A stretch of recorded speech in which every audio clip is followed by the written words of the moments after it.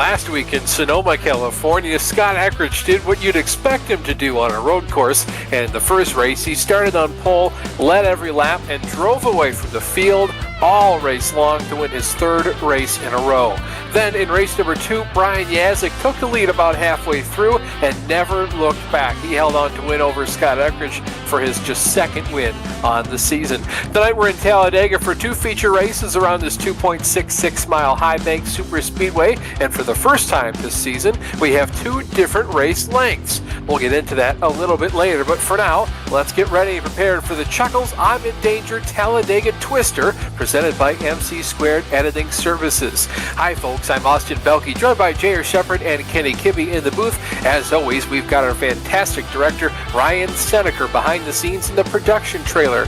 But JR, what makes Talladega so special?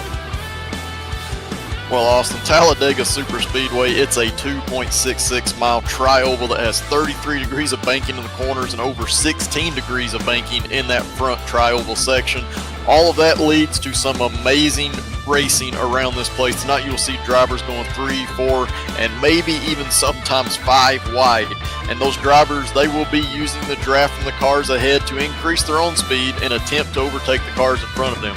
Those runs, they will come quick and often lead to what is known as the big one here in Dega. This place is known for those multi-car pileups, but the bottom line is that this place provides plenty of opportunities to get runs and make passes. Unfortunately, there's no safe place to be while racing here at this track. So Austin, tonight, it will take more than just being fast to get the win. You will need to make smart moves all race long and have a lot of luck on your side to avoid that inevitable big one. Thanks, JR. Speaking of smart moves, if you've got something like a resume, a cover letter, a grant proposal, or even an article, make sure to check out MC² Editing Services. They always go the extra mile to take your document across the finish line. MC² Editing Services will help you stand out. For a free quote for all PGRL fans, you can contact Pretty Good Racing League at gmail.com. MC² Editing Services leading the way.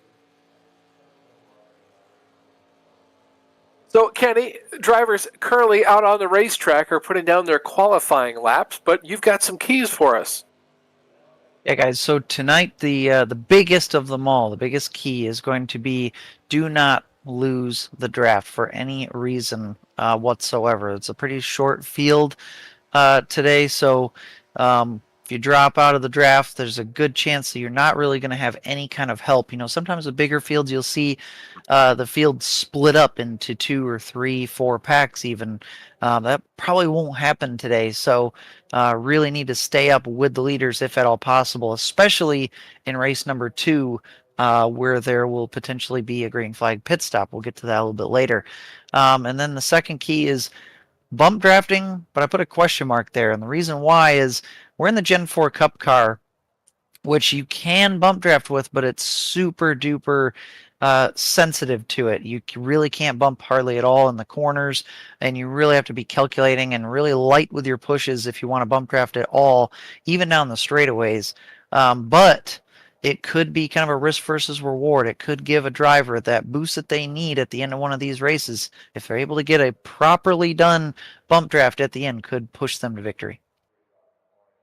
Thanks, Kenny. And just real quick, we'll touch on the race length, 20 and then 30 laps. Like I said in the top of the broadcast, 2 different race lengths. We haven't done that at all so far this season. The first race is going to be 20 laps. Why is that important? It's important because the pit window is 22 to 24 laps. So the first race, drivers can really afford to go all out and give it the beans for all 20 laps of this race. Just a reminder, there's no green-white checkers. So however the race ends, that's it, we're done. We're not going to try to re-rack and restack and let them go again. The race is just going to be over however it stands to come down to it at the end. And then, of course, an entire inversion of the field from race 1 to race number 2, and then we have 30 laps. Going to be a lot of differing opinions, I suspect, on when you need to pit in race number 2. But enough of that talk for later in the night. 9 drivers have put down a qualifying time. The fastest among them, Michael Krobach. Of course, 2 laps averaged out for all these drivers. He put down a 52.007. Maybe that 72 car can look for victory here tonight. He'll be starting on the pole. He'll have Woody Mahan starting to his outside in the second spot. Lining up in row number 2, Brian Yazik in third. Mike Rasmus is going to roll off to his outside in the 4th position. Scott Eckridge lines up in the 5th spot, winningest driver on the season. He's got 14 wins to his credit so far. He has DeRooster Rott in the 01 machine rolling off to his outside in the 6th position. In row number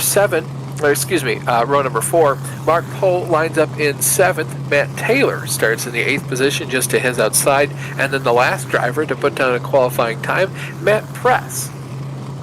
Thomas George lines up in the 10th position, and then rounding out our 12-car field, Guy L. Brooks is back. Awesome to have Guy L. back with the Fastest Lose podcast in the 17 Matt Kenseth machine.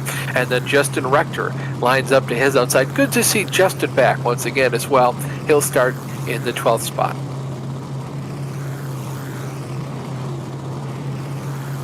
We should see the iRacing pace car pull away any second here as the timer has dropped down to 0, and indeed away it goes. So Kenny, you talked about bump drafting with that question mark. Is it just a fact of, do you want to push the cushion, maybe just push that little ball of air between the cars, or do you think these guys are going to have to get all the way back to the bumper of each other?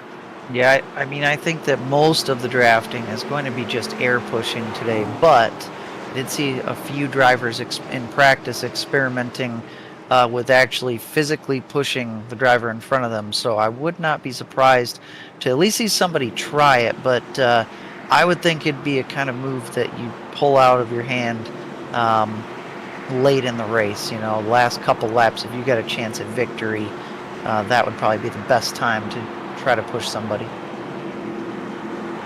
So, JR, for race number 1, it's 20 laps, basically a sprint, and I call it that because you don't technically have to pit for fuel in these 20 laps. Do you expect drivers are going to be aggressive the entirety of that, or do you think it's really going to ramp up towards the end? Yeah, I think for being such a short race, you're going to have to kind of be a little bit aggressive up front. You need to know what your car is doing in this pack. You need to know how to accumulate and make those runs in order to get the passes made at the end of this race if you want a chance to win. So I think you're going to see these guys really kind of mixing it up. There's not any strategy in this other than making sure you make it to the end and have yourself in a position to get that win. And of course, talking about position to win, part of that is also making sure you've got friends around you in the draft, making sure that if worst comes to worst, you have someone to fall back on, maybe to help push you up through the field, or just, isn't going to dump you last second coming off turn 4. But the last thing I want to touch on is how far these drivers have to come around the tri-oval before we actually start this race to see the iRacing pace car pulling off the racetrack, making that a softer left turn. It's a little bit more wide open, the entrance to pit road here at Talladega, but at Daytona, you normally see the start-finish line right about there, right about that Coca-Cola sign in the grass, but at Talladega, it's all the way down here, halfway towards turn 1. You're going to see a lot of crazy finishes here at Talladega, and I want to say 9 times out of 10, the leader at the middle of the tri-oval is different than the leader at the start-finish line. Nevertheless, green flag underway. Woody Mahan out to a strong start to begin with, then Michael Krobach challenging back on the inside. Look at that 32 car there, jumping up on the high side, making a lot of money moves. That's Matt Taylor in the 91, still racing his throwback scheme from last week. And JR, I wouldn't have thought we'd be 3 wide already, but there's 3 guys up there on the top line. Yeah, I mean, these drivers, they want to go after it. They want to try to get up toward the front. I think they feel like with this Gen 4 car, the best place to be is out front, making sure you can manage the 2 or 3 lines that are out there. If you're out front, you can really kind of move back and forth and change the speed in each of those lines. So I think that's why we're seeing some of the aggressive 3-wide racing earlier. Matt Taylor getting a little bit of a push there, still from Thomas George. And that 6th machine, you saw Justin Rector up there. He's elected to just pull back down into that middle lane. And JR, I would have thought 3 cars was enough to generate some speed. 2 cars seems to be doing an okay job of it, but I think if you're battling against more cars in the lower lanes, you're kind of at too big of a disadvantage for it to matter. But just as I say that, Guy L. Brooks jumps up to the top lane, snags a wall a little bit. Yeah, really the only way you're going to get 2 or 3 cars to make up ground on a pack that's on the inside, you're going to have to have that second car in line doing a little bit of bump drafting. Like Kenny said, you got to be very, very easy on how you do that. You got to be very precise. But if that second car can do some bump drafting while having a third car real close to that second car, you can really generate a lot of speed around here. Right now, we're not seeing anybody be that aggressive yet. The Krobach up there, first car in the bottom line, continues to lead this race. Krobach's been having himself a career season. He's got 4 wins so far on the year. 46 races he's been in the top 10, and we've only raced 55 of them, so he's just a top 10 machine this season. Of course, I say that Mike Rasmus, Mr. Consistency, he's second in the points standings, has been chasing Michael Krobach pretty much all season long. He has twice that amount of wins, as does Gen4. Those are the 2 heavy hitters, year after year, season after season, always battling for the points championship. So you see Thomas George, and I believe that was Rooster Rod getting into it a little bit. Yeah, they were 4 wide just for a moment going through the trioval there, and when you get in those situations, it's a little bit hard to understand from your spotter exactly where you are. So when they went to get back to just 3 wide racing, I don't know that Thomas knew exactly where that car on the inside was. We see Scott Eckridge dropping back here. I don't know if that's a strategy move or if he had a little bit of an issue coming off turn 2. Yeah, I don't dislike this strategy move here, if it is one from Scott Eckridge. You see him kind of dipping out of the pack there. He's the winningest driver on this season. Like I mentioned, 14 wins this season in 55 races. That is a batting average I think anyone would like to have. I would kill for that on ovals myself personally. Nonetheless, though, Scott started off the season with an abysmal run in Kansas. He's been pretty much having to dig himself out of the hole since then. Still 32 points behind Michael Krobach. Scott really needs to just hold on to all the points he can, so hoping if he drops to the back, he can get through whatever wreck might happen up in the front. Yeah, and right now you're continuing to see Michael Krobach kind of control the lead of this pack. So he is able to see what those outside lines are doing. Right now you're seeing Thomas George make a little bit of a run. Michael Krobach's not too concerned with that because he's got more cars on that inside. But if you start seeing that outside line gain momentum, gain more cars in it, he may start moving from lane to lane just to try to slow that momentum down. Yeah, you see Thomas George, 6 machine, that valve leading car, leading that second lane. Doesn't have a whole lot of help right behind him. You see Mark Poe trying to get that third lane going. Look at Brian Yazik just inching ever closer up to the rear end of Michael Krobach, trying to push him, but not too hard as to upset the car. And look at Mr. Consistency there. Jump up to the top side in that 68 car. It looks like he's going to get some help from Thomas George in the 6. Yeah, Mike Rasmus, he's ready to go race. It's been a little while since we've seen him win a race. You know, we got so used to seeing him win this season, even being the first one to go back-to-back on the same night. So he's looking to get some momentum going back his direction here at Talladega.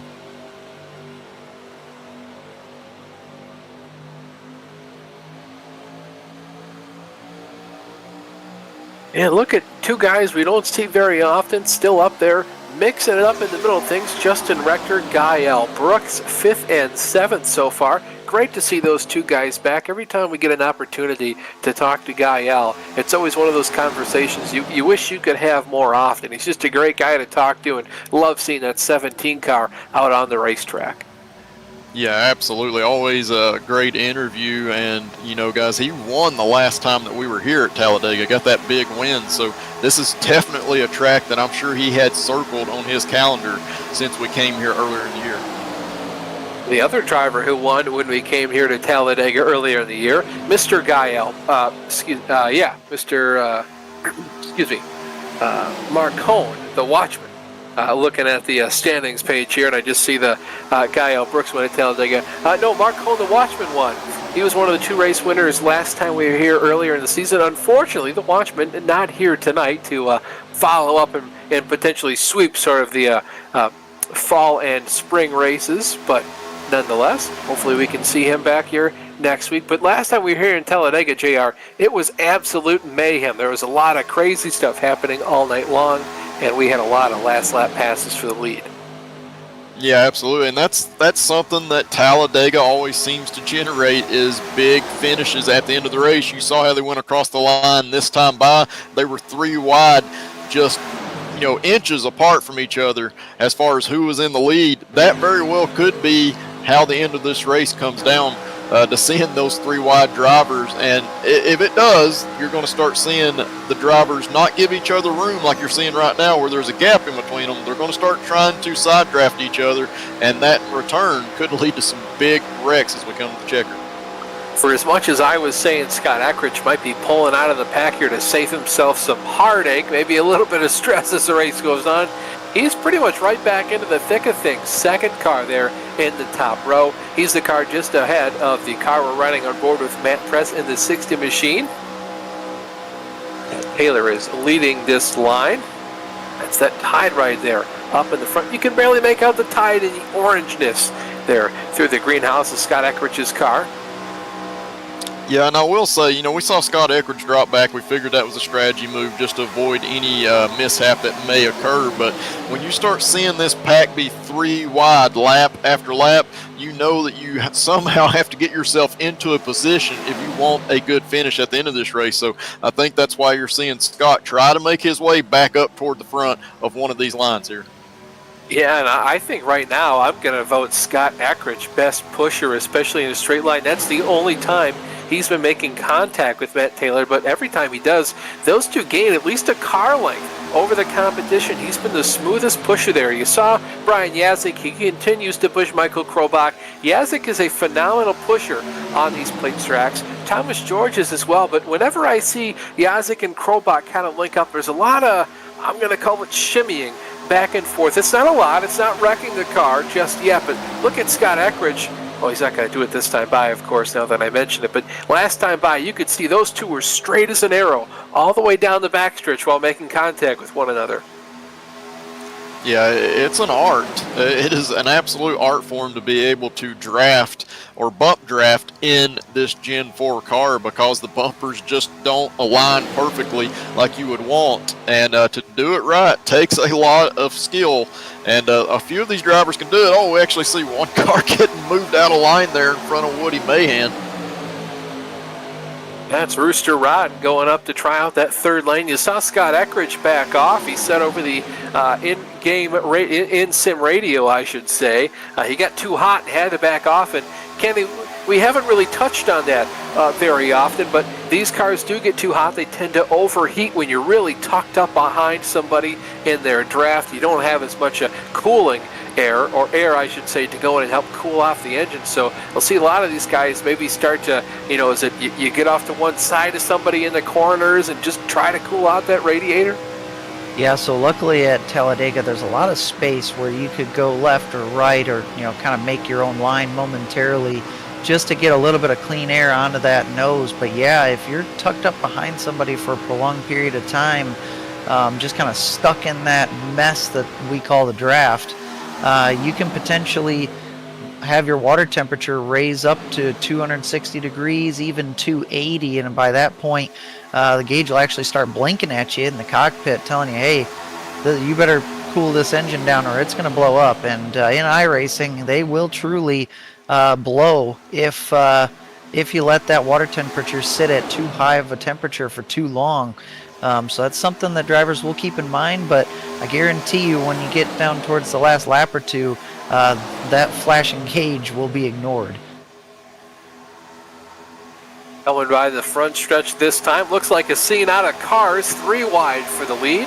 That time by Rooster Rod on the top. He's getting a lot of great help here from Matt Taylor. As good as I said Scott Eckrich was a pusher, Matt Taylor, a very good pusher in his own right. You still see Thomas George helping out Mr. Consistency there. That's Mike Rasmus, the 68 car, those two in the middle. And on the bottom, 72 of Michael Krobach being pushed by Brian Yazik, and there you see that Menards car. Thrown back to one of the ugliest race cars I've ever seen in my life, when every single Chevrolet team decided to pay homage to the 57 Chevy back in 2007 at Michigan International Speedway. Quite the paint scheme, quite the weekend to remember. Yeah, absolutely. And with the lower car counts that we've seen the last few weeks at PGRL, we don't get to see some of those great paint schemes, those great paint jobs that some of these drivers are able to do each and every week. We used to talk about it a lot, but really enjoy seeing it, even though it may not be one of the favorite paint schemes from the past. Yeah, shout out to John Wilco. We always talk about his paint scheme. John, if you're out there, you're listening, maybe watching, please come back. We want to see your schemes, buddy. They were awesome. But anyways, down the back straightaway, still fighting for this lead. There's still 3 wide. You got Rooster Rodden up on the top, Rasmus in the middle, Krobach on the bottom, and J.R. Rodden's been getting a little bit more aggressive these last couple of corners, trying to side draft, get down there on the door of Rasmus. It's been working out for him, but I'll tell you, the real person nosing out ahead of everybody else right now. Rasmus, of course, to see Krobach, the shortest distance down there on the bottom, draws back even this time at the line. 3/1000ths of a second separate our leaders. Yeah, right now this race, we got about 5 to go here this last time by, but this race is going to be between that inside line and the middle line at the moment, unless those 3 cars on the top side can really get bunched up. You see them making a charge here down the backstretch, but they're going to lose some momentum in the corner. Gael Brooks, he's back there. It's a little bit up to him as to which line he goes with to see which line is going to end up having the momentum as we come down to the end of this race. Yeah, Rasmus got a big push from Thomas George, and I don't know if the bottom lane checked up or what happened there off of turn 2, but they all of a sudden started to Constantina effect, where they sort of slinkied back into the pack, dropped a lot of momentum, and that allowed Mr. Consistency, Mike Rasmus, to jump down to the bottom. That left a big hole, did a big number of damage on that middle lane. They since kind of recovered so far with Matt Press and Woody Mahan trying to get up to the back of that 6 machine there, Thomas George. Look at Krobach going up now to the high side. He'll get some help by Thomas George down the backstretch. Advantage once again to that middle line. Yeah, you can see the momentum changing as cars are moving back and forth in these lanes. We've seen the leaders change positions as far as which lane they're in. That middle line looks good right now. Thomas George is going to give Michael Krobach a good push as we come into the trioval here.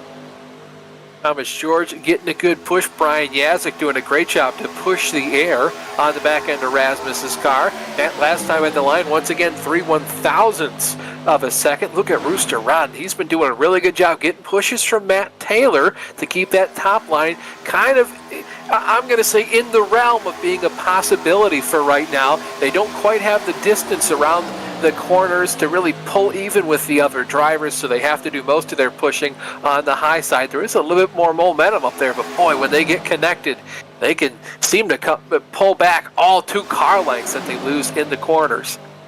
Yeah, in Austin, for the first time tonight, we have all 3 lanes equal on the amount of cars that are in them. Unfortunately for that inside lane, they're starting to lose a little bit of momentum. They're becoming broke up as far as the 4 cars being linked together.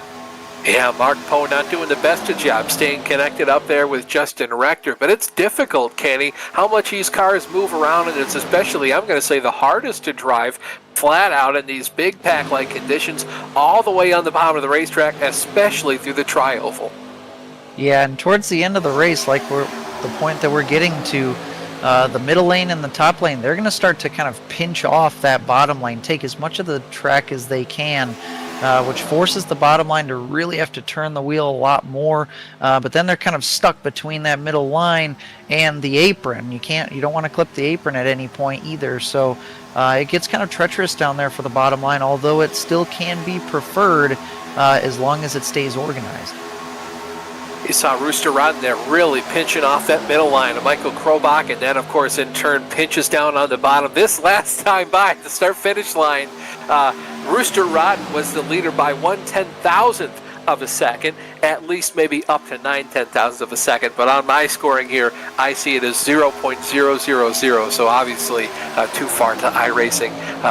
Too far for iRacing to display, the advantage from one car to another. White flag is in the air. This is it. It's all going to come down to this. Looking at 4 wide as we go through turns 3 and 4. Matt Press and Scott Eckridge all the way up on the high side. It's going to be a tight squeeze. They're door banging off each other back there. Matt Taylor and Woody Mahan. in the middle of the pack. Look at Michael Krobach. He's getting a huge push here from Thomas George as they wreck through the tri-oval. It looks like it's going to be at the line. Justin Rector in the 0-3. Indeed it is. That was absolute mayhem. That is a typical Talladega finish right there. Everybody jockeying for position coming to the line, and the big one did occur.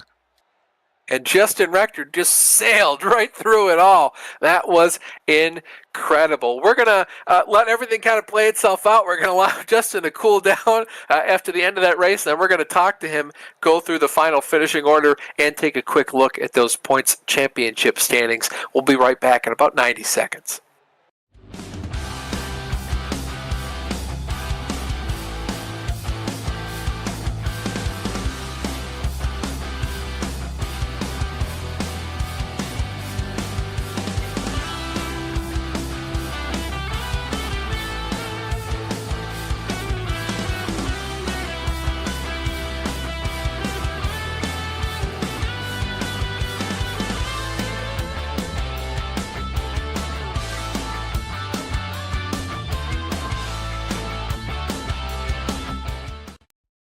Racing isn't easy, but experiencing it is.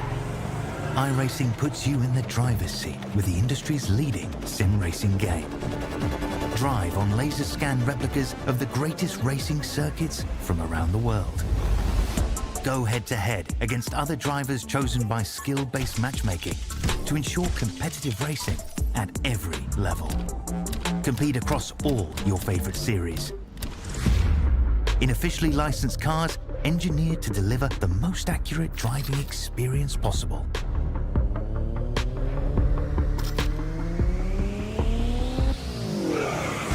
Join a race or host your own with players from across the globe. Race against the computer or in a league with friends. Feel the thrill behind the wheel. Visit iRacing.com.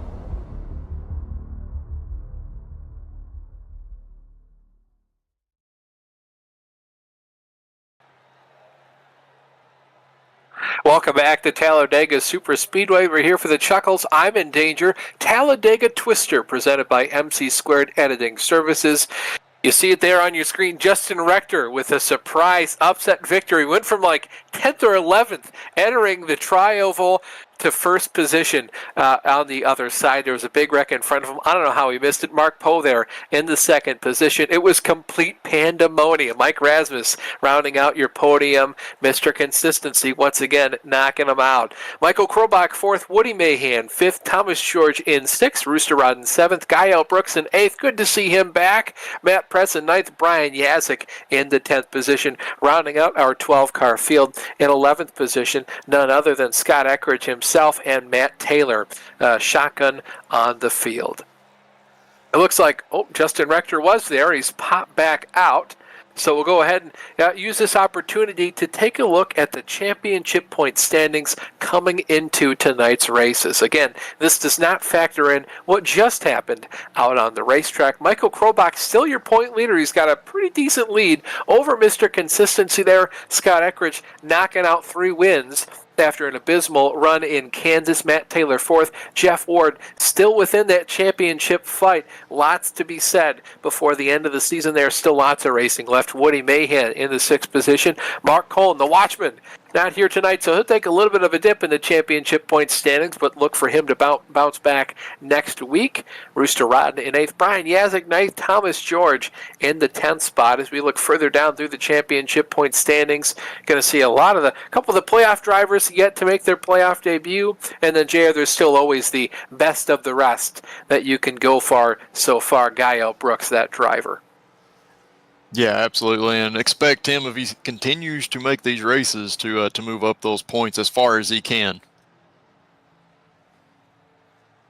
Was hoping Justin Rector would hop into Discord. He's hopped back out. We'll see if we can pull him up in here.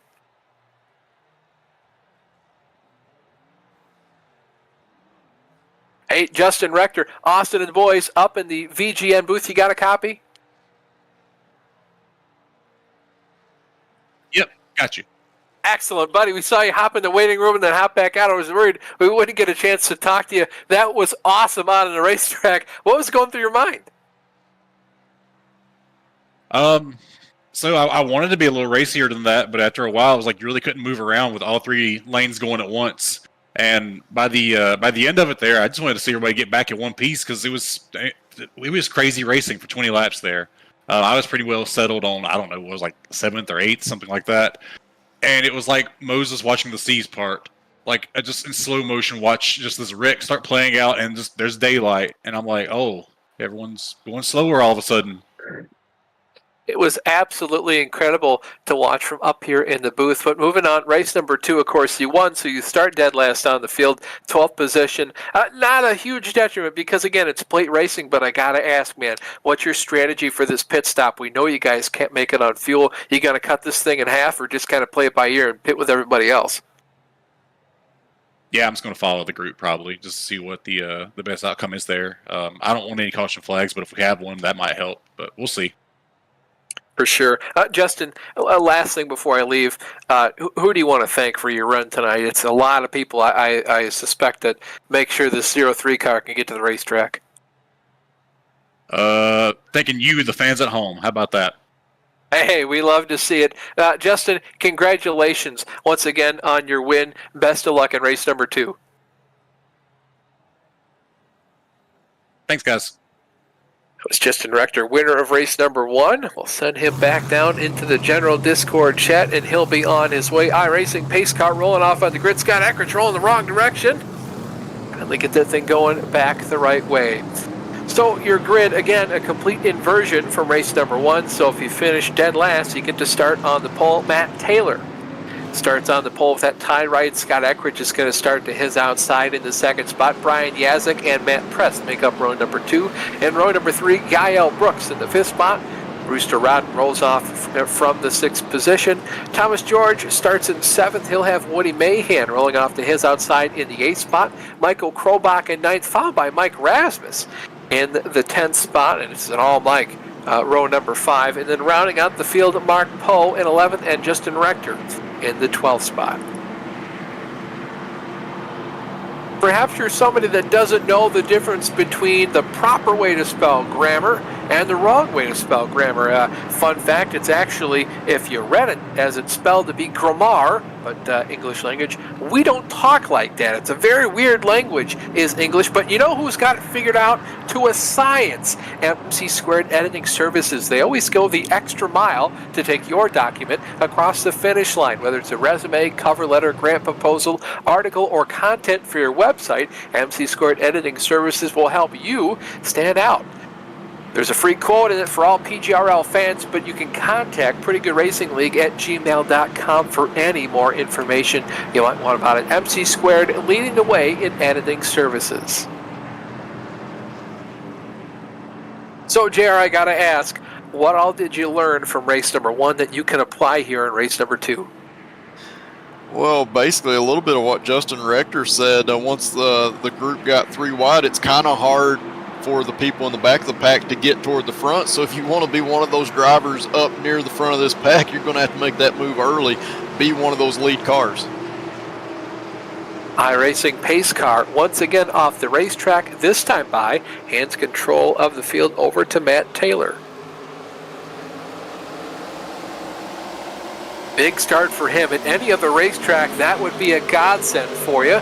But here at a place like Talladega, that might actually be one of the worst things because it gives everybody else behind you a lot more ground, a lot more air to draft up to you, get all that overspeed, and then slingshot right around you and leave you sitting in the dust. We'll see what happens here. Scott Eckridge giving him a healthy push of air so far. Let's see what Brian Yazik does. He's going to have a lot of overspeed here.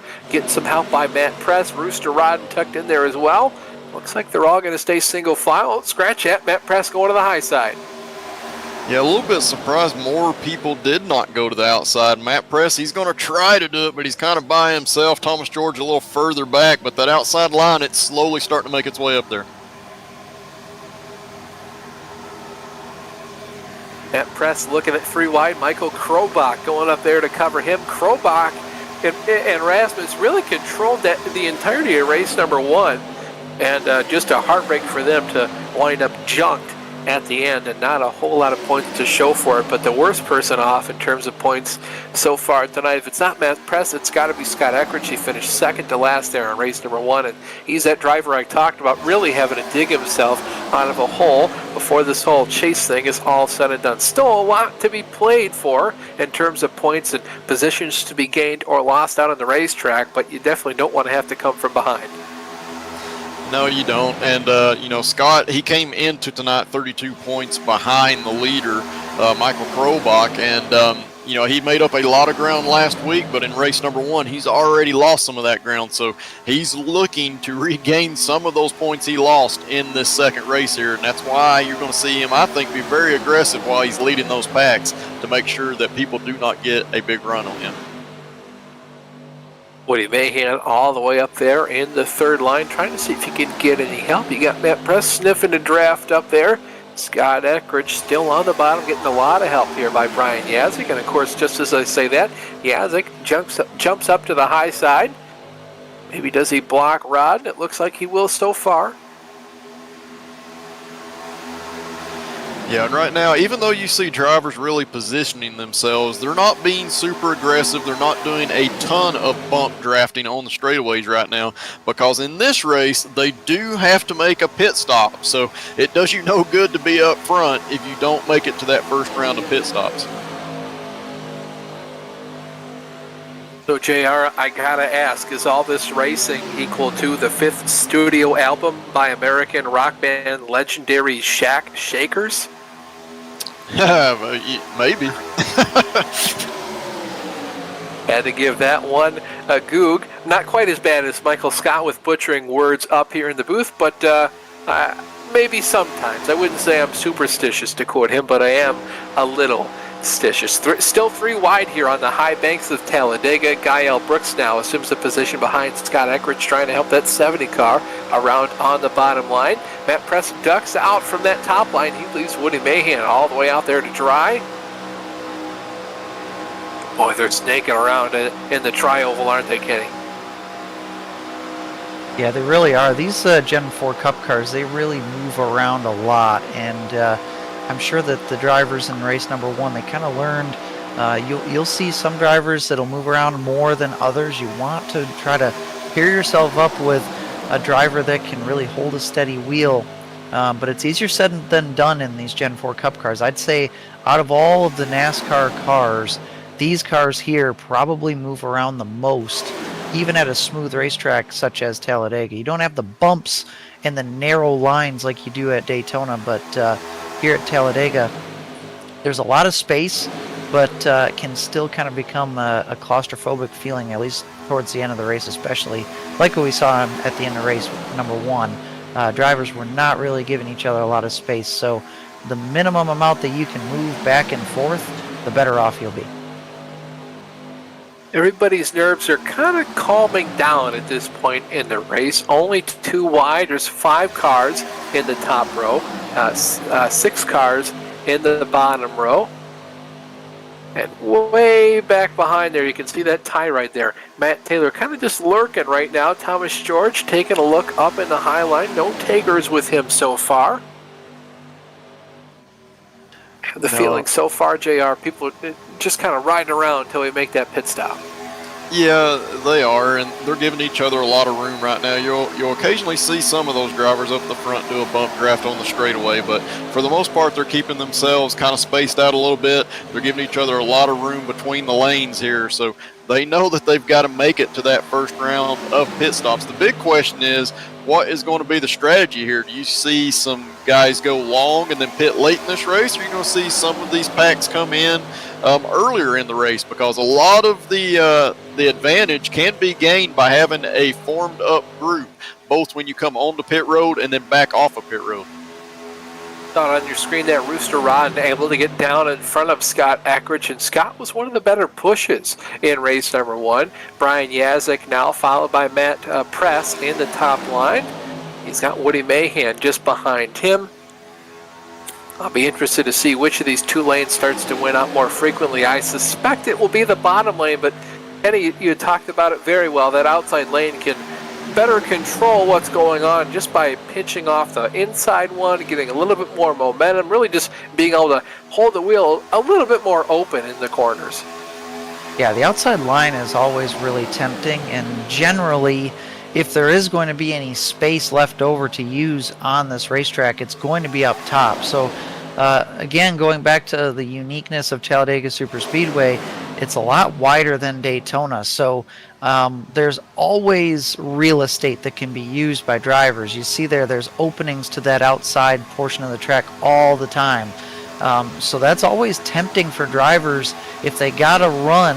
Ooh, there's a little bit of contact there in the middle of the pack, but if they got to run, they got some momentum, it's always tempting to go to that high side, and then towards the end of the race, if you have that top line started and have a little bit of momentum up there, then yeah, you can start pinching off that bottom line and really try to build that momentum down down the straightaways. That's where the top line will be better, and then the bottom line will be better through the corners just because they're shortcutting the track. They're traveling the shorter distance. Not quite sure what happened on the front stretch to lead to that contact between the 56 of Poe and the 6 of George. It looked like Mark Poe was on the inside, and I don't know if he got loose and had to correct the car up the racetrack or just wanted to go into the higher line, but overshot that middle, went to the third lane, and then Thomas George went to go to the inside and pass him. All of a sudden, Mark Poe wanted to cut down to the inside. Contact was made a little bit, but both drivers separated themselves from each other, and we didn't have our first caution. Not just of this race, but of the entire night. It's been a very calm affair so far. The wreck we saw at the end of race number 1 was covered in the white flag, so no caution flag necessary. You see Mark Poe all the way up now on the high side. No helpers for that 56 car yet. No, not at the moment, but as I say that, it looks like Woody Mahan may get in behind him there and try to form up that third lane once again, but you definitely do not want to be the car that gets out there by yourself. Not only are you going the longer distance, but you have no help, so you're definitely going to go to the back of the pack if it stays that way. And Kenny, you can talk about this very well with all the experience that we've had on plate race tracks together, is you really need to trust the people that you're around. You'll see some guys out there kind of rolling around like their wheel is off center, there's a lot of slop in their wheel, they're all over the racetrack, and you go, I don't want to be behind that guy, I don't want that guy pushing me, so you really have to find somebody out there you can trust. Yeah, you really do. I mean, that you kind of have, there are some drivers in here that got some teammates, and some of these PGRL veterans too, you know, they've run against each other many times now in this kind of environment, so I'm sure that they are mostly comfortable with each other. But then you have other drivers that maybe don't have as much experience in PGRL in this kind of environment, so they're a little bit more of a question mark. But yeah, you're always looking for a dance partner or partners out there in these types of races, and some drivers move around quite a bit and others will not, and I personally try my best to hold as steady of a wheel as I possibly can, and try to avoid any kind of sudden movements, especially with these cars that no matter what conditions you're in, these Gen 4 Cup cars are always on the looser side of things, so any sudden movement can be magnified into really a self-spin. Michael Krobach giving a big push here to Mark Poe at the stripe. It looks like he's going to lead this lap by about a half a car length over Brian Yazik. Big push here from Krobach. Krobach once again showing the muscle behind the wheel. That 72 car has got Woody Mahan joining him now as well.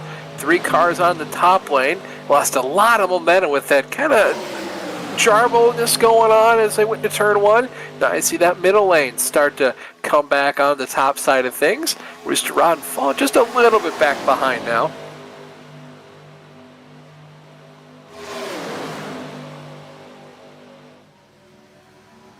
Yeah, and we're to the point where not quite to halfway yet, but drivers could pit at any point and make it the rest of the way on fuel. So you may see some drivers pit a little early if they can kind of coordinate a group to pit with them. Or you may see drivers go as far as they can on their tank of gas and then pit. But One thing to keep in mind is some drivers that have been up at the front of the pack for the longest, they will be getting the worst gas mileage because they're creating the pocket of air that everybody's drafting in. So they are putting in the most on throttle time. Whereas drivers like, say, a Woody Mahan, who's right in the middle of the group, they can lay off the throttle. They can run half, three-quarter throttle all the way around this racetrack and still keep up. So you may see drivers forced into pitting a lap or so earlier than others just because they're getting that worse gas mileage. One of those drivers saving perhaps gallons of fuel, Matt Taylor. And the 91 car scores a 91. That's at 32, the tie right back in the pack there. He's been back there pretty much all race long. I think he's just sipping on that fuel, trying to get a faster pit stop than his competition, just to maybe beat him on pit road. It's pretty hard to pass guys, especially on the plate track. So if you can beat him on pit road, that's the easiest way you can gain some positions. I think a couple other guys are kind of getting wise to that whole thing. You see Rector back there, Mike Rasmus now electing to stay towards the back end of this pack, and we're going to be halfway through the race this time by. It's exactly 50% of the way through, so I think we're going to see a lot of guys start to pit pretty soon here. Yeah, they absolutely are, and it's a big deal if you can be one of those drivers that has saved a lot of fuel, because we do expect, at least I do, for these drivers to only take fuel when they pit. Tires are not a huge factor here at Talladega. So if you can have a shorter fuel stop, that's going to help you, but you need to be with other drivers who are in a similar situation, because if you come off a pit road by yourself here, you're going to have nobody to help get you back up to speed. And it could also be, I think if you can get maybe 3 people to come down pit road with you, you're not going to go a lap down. I think you might reasonably be able to stay with these guys and make it on fuel if you push. And if a caution comes out, not the end of the world. You're not a lap down. You have fuel to get to the end of the race. Everybody else will have to pit. You'll cycle to the lead. The Toyotas did this almost to great effect this past weekend in real life at Talladega for Spring Race 1 of 2024. Unfortunately, it's hard to drive the Gen 7 cars in a straight line. Denny Hamlin put his car in the fence, and that pretty much put their whole strategy to kibosh. But still a decent strategy for these guys to try and employ here today.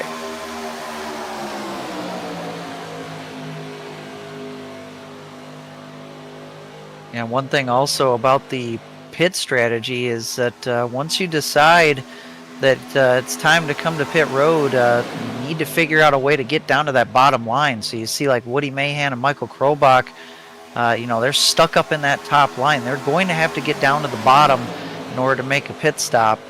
Now, at least for them and any driver up in the second lane, at least they're not dealing with a full field of 30-plus cars trying to come to pit road at the same time, but it's still really sketchy. If you ever decide to pit from like the middle line, that's just a wreck waiting to happen. So you're going to end up seeing a lot of drivers fight for that bottom lane right before they make that green flag pit stop.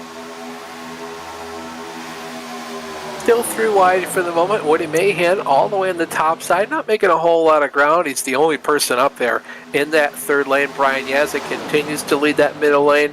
Lots more guys kind of shuffling back down to the bottom. Michael Krobach, Mark Poe, one of them, even so far back as to now ride behind Matt Taylor. He'd been the furthest back driver for the longest amount of time, just saving as much fuel as possible. And Katie, we're kind of getting to the very end of that fuel window. Oh, they're wrecking. Looks like Rector and Yazik go for a bit of a spin. No caution yet. He's off the racing surface, but this is going to kill Brian Yazik's run so far. Well, and this is also what I thought would possibly happen is a wreck happens on track, but because this facility is so large and the off-track area is so large, it doesn't actually bring out a caution. As you see a replay here between Brian Yazik, I think he was getting pushed from behind and got pushed down into the car below him. And again, no caution because there's just no cars in the vicinity of Yazik after he spun. Yeah, there you go. A little shot in the back from Yazik. You just see how sensitive these cars are to any real kind of physical contact. That's why you see Brian Yazik now so far off the pace. You see two other drivers. Rooster Rod, that's a driver that Yazik hit, had to go down to the apron. He lost a lot of time coming back up on the racetrack. And then you see Mark Poe 2.2 seconds behind.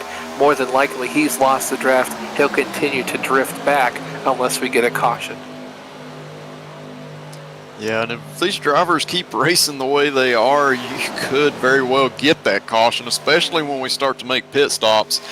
Really depends on where the drivers are positioned when they come off of turn 4 to just how well they can get on the pit road without causing some type of issue with the drivers staying out on track. Big Thomas George just barely getting shuffled out of line here. More than likely he'll go to the back. As you see, most of this lead pack here all single file. George doing a great job though, kind of side drafting, kind of just staying up there equal with everybody else. Looks like Guy Brooks feeling kind of racy as well. He'll try to get up there too. Yeah, and I'm not too surprised that we now have mostly an inside lane where all of the drivers are just nose to tail. Usually after you see some type of action happen on the racetrack, you decide, hey, we just need to stay in line, get to our first pit stop, be able to stay up here with this main pack toward the end of this race before we start getting aggressive again and making moves. It makes the driver start to think about what they're doing. Yeah, kind of what you would call a come to Jesus moment. So you see a bunch of cars now pitting, Mahan, Rector, Eckridge, Press. I think that's Krobach as well. And Thomas George looked like he tried to stop and then couldn't quite get it slowed up. Elected to stay out on the racetrack. Well, it looks like Thomas George has a meatball flag for something, and Woody Mahan and Justin Rector both came in way too fast to the pit lane, so they will have a penalty for that. I wonder if Thomas George blew his engine. Like tried to slow down, downshifted maybe one too many times or something. Woody Mahan, Justin Rector, both those drivers getting black flags, so they'll have to come back down pit road to serve that speeding penalty. Ah, yes, so you actually nailed it. So Thomas George slowed down, tried to make it to pit road, realized he was coming in way too hot, and he thought he was bogged down, so as he was on the front stretch, he went and downshifted and over-revved the thing and blew it up, and then just kind of pulled off to the side with his dead race car.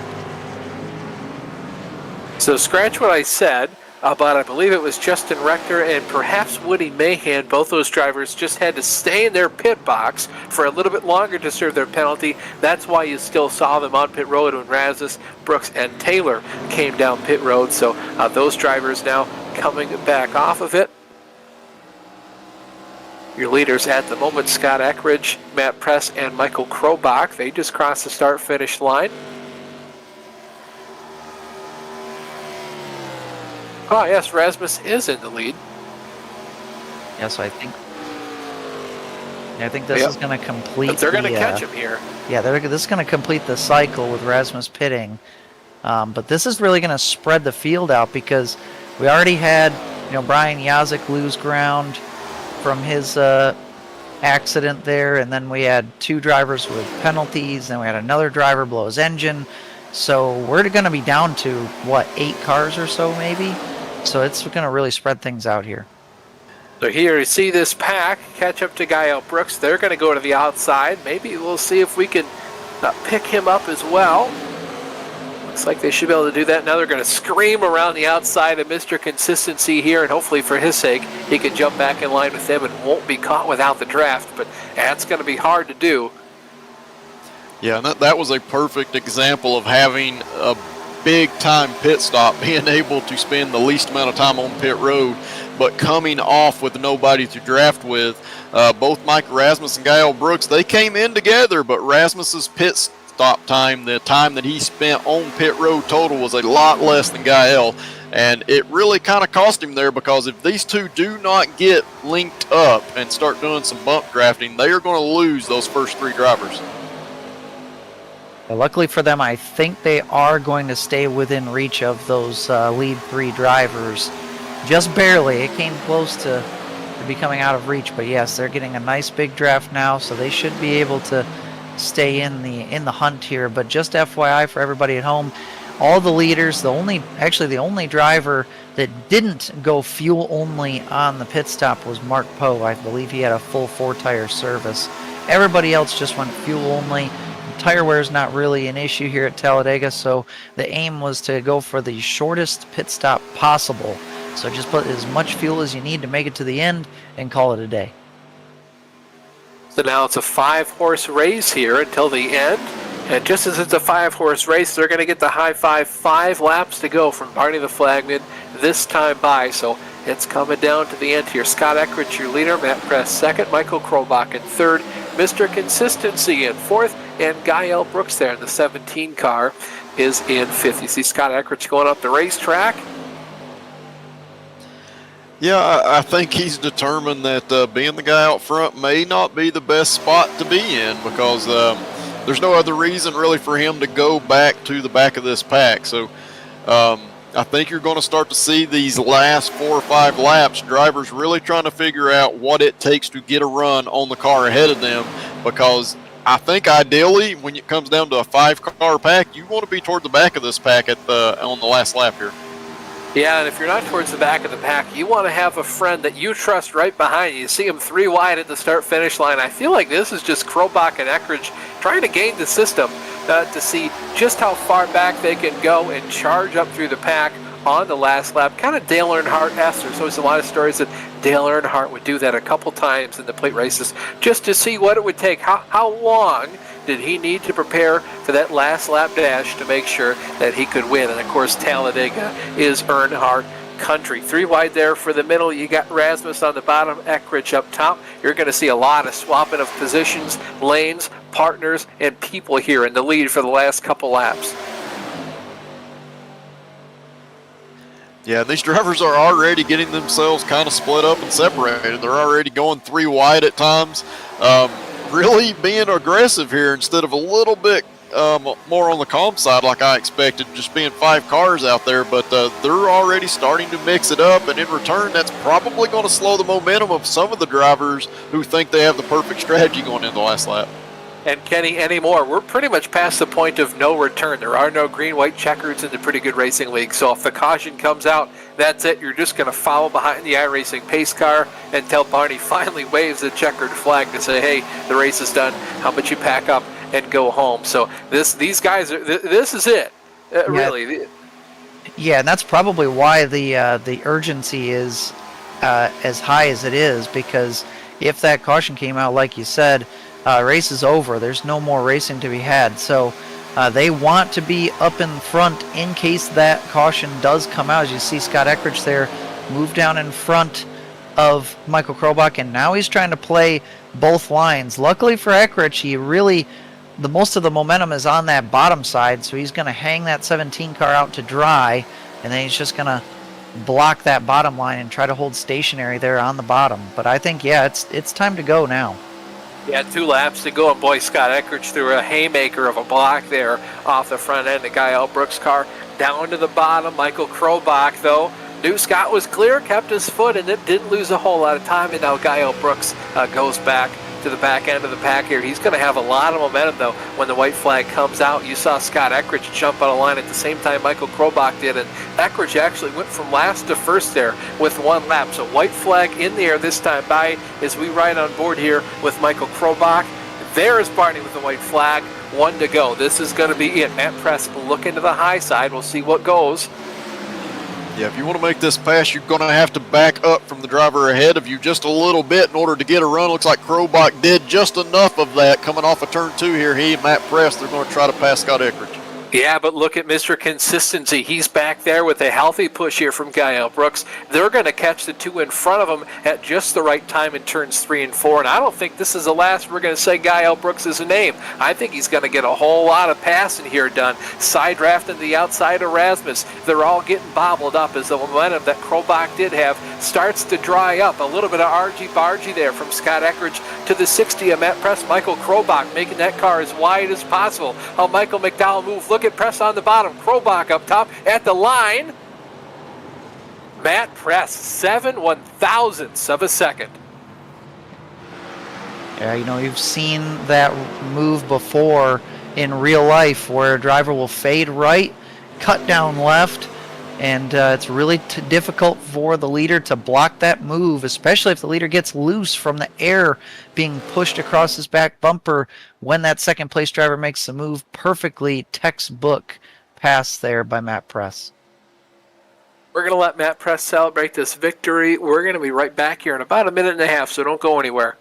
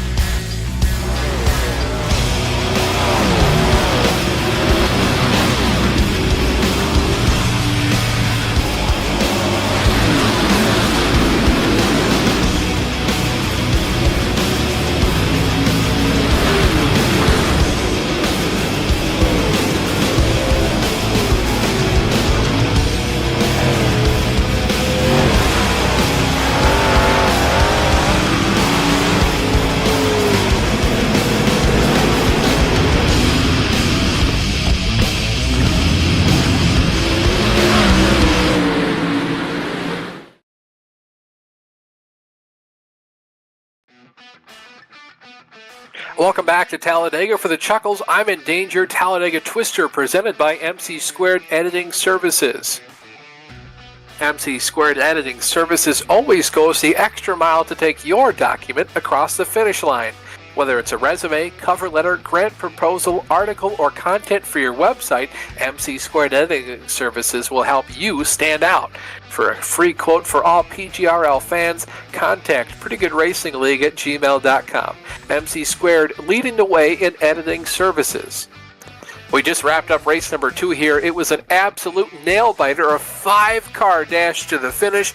Matt Press took the win, 7/1000ths of a second over Michael Krobach. And Kenny, the ultimate bridesmaid, once again, is Krobach. Scott Eckrich rounds out the podium. Well-deserved points there for Eckrich, but still behind Michael Krobach in both races today. It's only going to further increase the points lead that Krobach has over Eckrich and the rest of the field. Mike Rasmus finishes in 4th. Gael Brooks 5th. Great to see Gael back. Matt Taylor in 6th. Mark Poe 7th. Brian Yazik 8th. Woody Mahan 9th. Good to see Justin Rector back as well. Very happy for him to get that victory in race number 1. Rooster Rod got into it with Brian Yazik, and those two just couldn't quite make up that gap. And then Thomas George blew his engine trying to get down to pit road in race number 2. He'll finish 12th on the field. Go ahead and see if we can't pull our race winner here into the booth. Doesn't look like he's in Discord.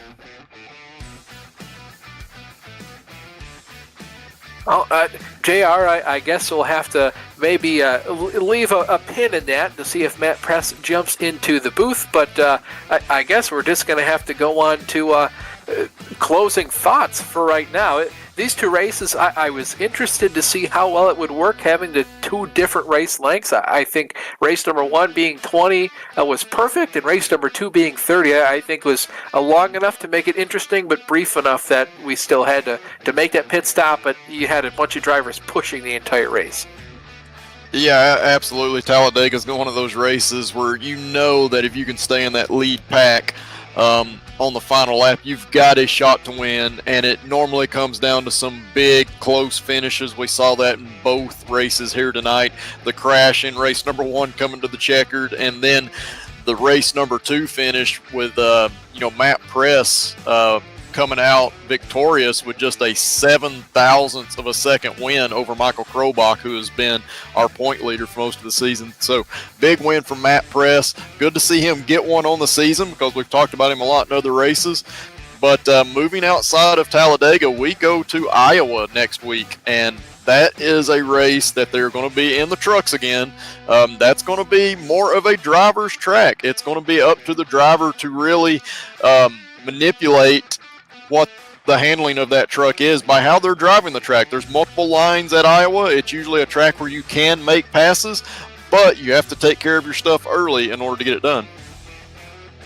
Thanks, JR. And it looks like you get to be the one lucky enough. Matt Press has jumped into Discord, so I'll hand it to you to talk to Matt, JR.